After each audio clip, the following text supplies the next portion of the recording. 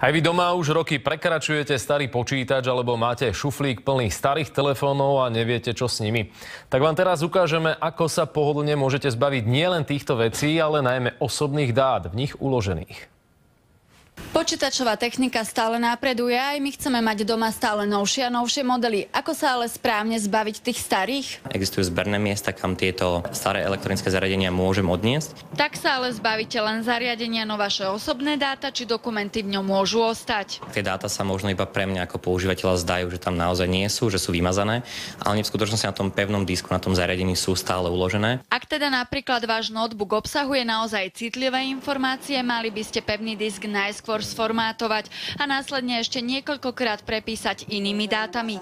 Nie každý to ale dokáže. Prípadne, ak sa naozaj bojím, čo na tom pevnom disku mám, tak ho vybrať z notebooku a fyzicky ho zničiť. V praxi by to potom mohlo vyzerať aj takto. Z takéhoto notebooku už totiž nikto nikdy žiadnu informáciu nedostane. Ak by ste ale nechceli zachádzať až tak ďaleko, obráte sa radšej na recyklačné centrum. Kdokoľvek, kto má nejaké staré IT a potrebuje sa ho zbaviť a nevie ako, tak je vítaný. Dôvodov, prečo tak urobiť, je viac. Jedna vec je nejaká zodpovednosť voči tomu životnému prostrediu. A druhá vec je legislatívna, že dneska sa nedá už len tak vyhodiť počítač niekde na skladku.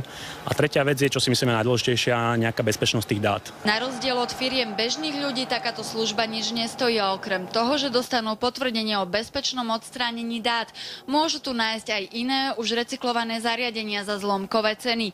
Dnes sa už totiž takýmto spôsobom recykluje takmer všetko. Že od PC-čiek, notebookov, smartfónov, tabletov, serverov a multifunkčných zariadení. Faktom je, že opatrnosti nikdy nie je dosť, veď napríklad hard disk aj takéhoto multifunkčného zariadenia si dokáže zapamätať až 1000 strán posledných tlačených a skenovaných dokumentov. Simona Miazdrová, televízia Markíza.